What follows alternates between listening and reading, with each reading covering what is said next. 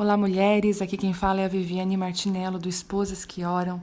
Nós estamos unidas estudando o livro Mulheres com Espadas, Como Carregar a Sua Cruz como uma Heroína, da Lisa Beverly, da editora Chara. Nós estamos muito felizes. Eu tenho recebido já várias mensagens a respeito deste livro e eu quero dizer para vocês, esse livro tem falado muito ao meu coração. Ontem mesmo fui muito ministrada através do áudio 2.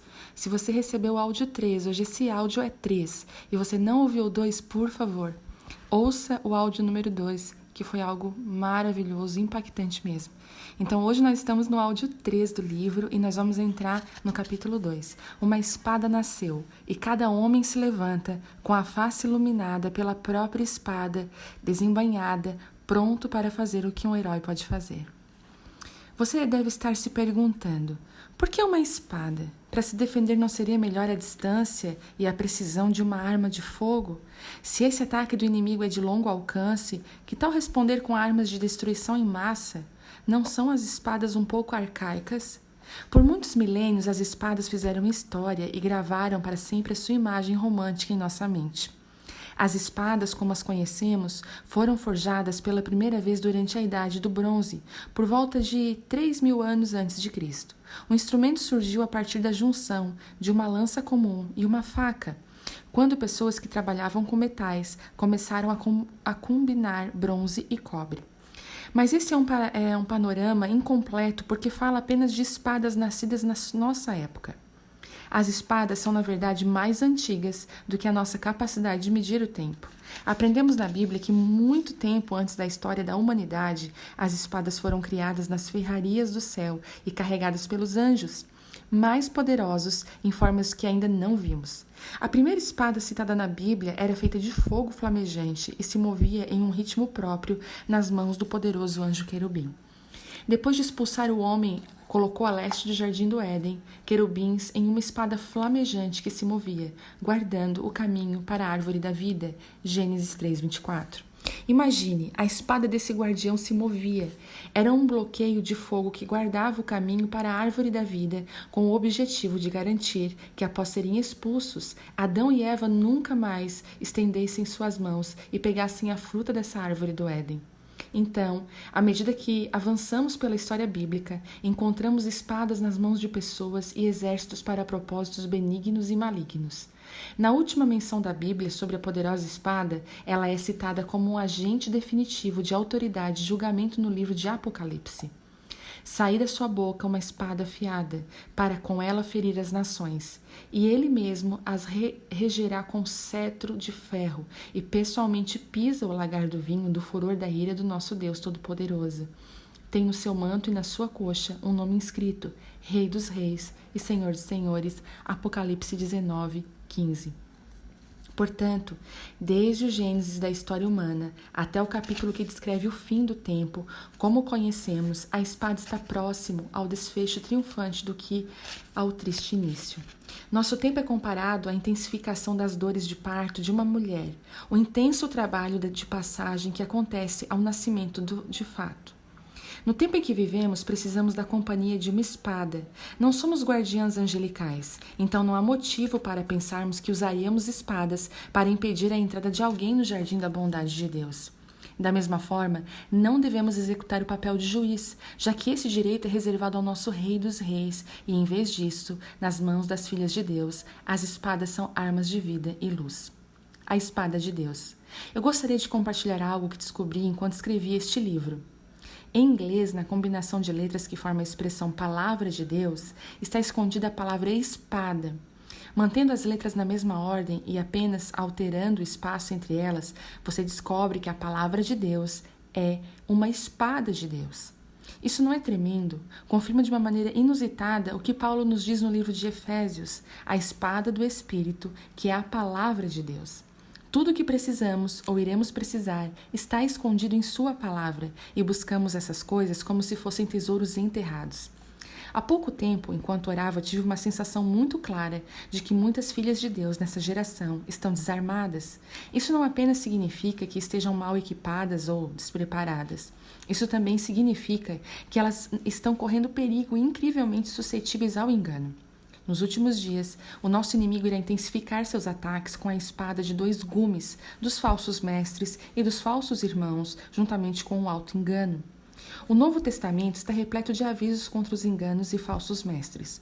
O Evangelho de Mateus e o livro de 1 João nos advertem: levantar-se-ão muitos falsos profetas e enganarão a muitos. Mateus 24:11.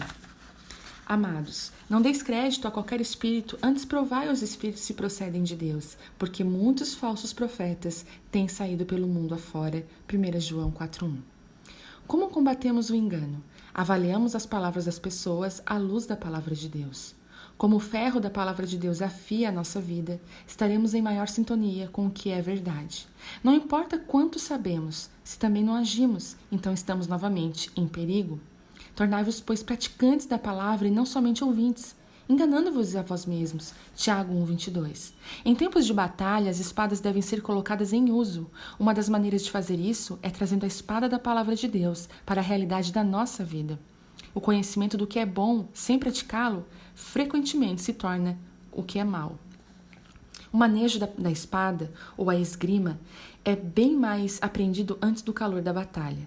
As batalhas são campos de prova daquilo que você já colocou em prática. O conflito tem o poder de testar a força do que já foi aprendido durante o período de preparação. Para ilustrar isso, melhor permita-me compartilhar outra história que retrata meu despertamento e revela o motivo de eu escrever esse livro. Em 2009, eu estava participando de uma série de conferências, uma atrás da outra, na bela nação da Nova Zelândia. Eu teria uma manhã para dormir antes das conferências e eu estava bastante animada com isso. Já passava da meia-noite, então me aninhei na minha barricada de travesseiro e com um suspiro satisfeito me embrulhei segura nos cobertores e lençóis. Antes de fechar os olhos, verei à frente do meu relógio digital para longe de mim.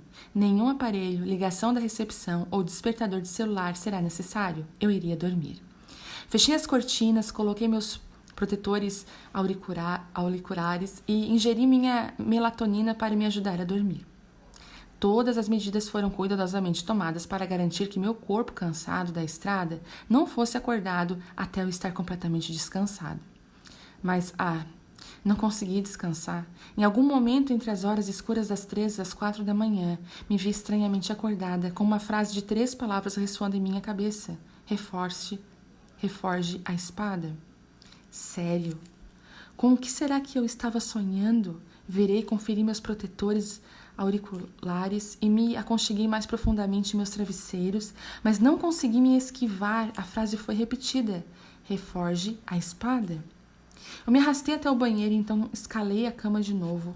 De alguma forma consegui retomar o caminho para o mundo dos sonhos, mas não foi a mesma coisa.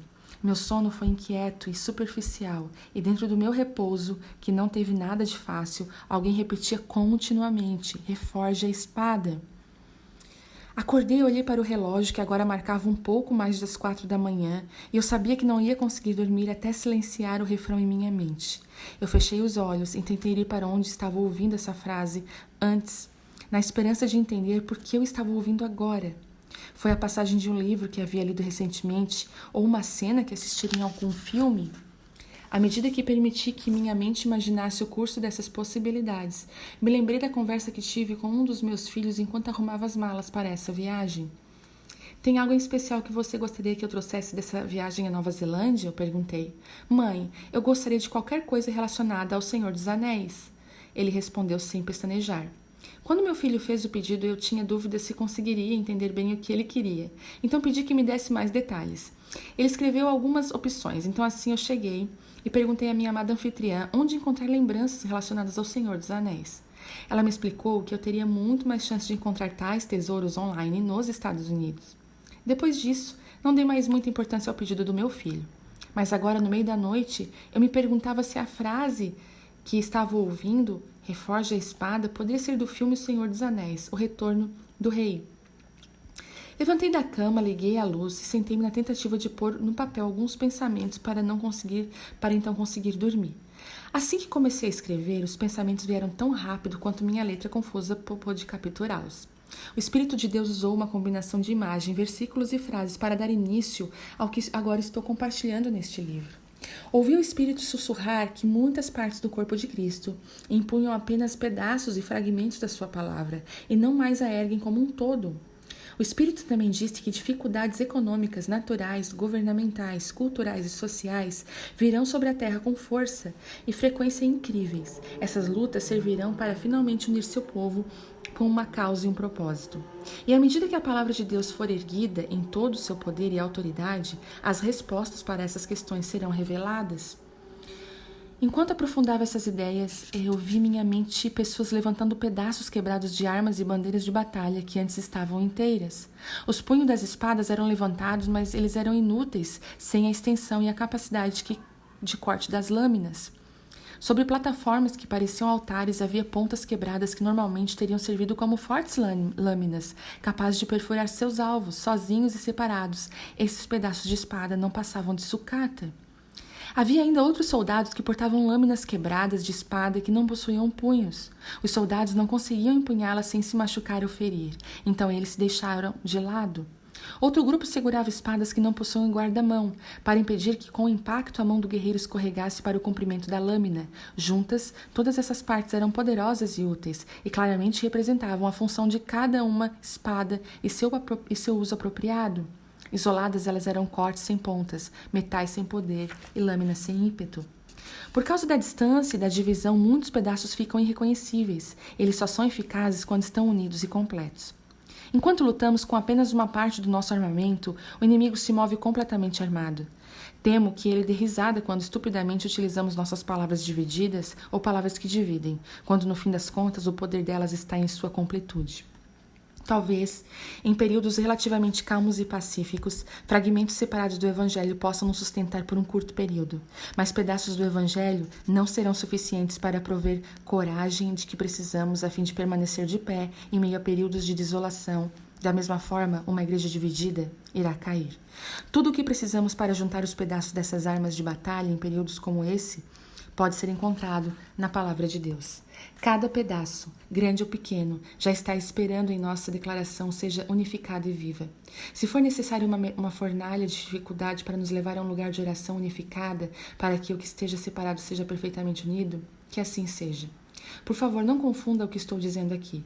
Não estou de maneira alguma sugerindo comprometer ou mudar a palavra. Estou urgentemente admoestando que estudemos, oremos e declaremos a palavra de forma integral e permitamos que ela nos influencie. A palavra de Deus é viva, poderosa, perfeita e pura.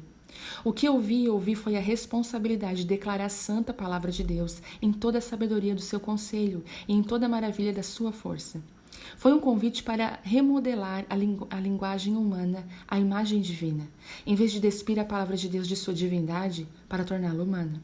Satanás não tem medo de uma igreja dividida que impunha pedaços ou fragmentos da poderosa palavra de Deus, mas ele irá tremer de terror da igreja que se levanta com a espada da sua palavra reforjada e expressa através da nossa vida. À medida que começamos a ler e aplicar toda a palavra de Deus integralmente, não apenas as nossas passagens favoritas, então verdadeiramente poderemos nos dar conta do que foi colocado em nossas mãos. O corpo de Cristo se levantará unido quando usarmos nossas forças para afiar uns aos outros em vez de nos atacarmos. À medida que a igreja se submeter à purificação e correção, ela se lembrará de que as espadas são usadas contra inimigos e não amigos.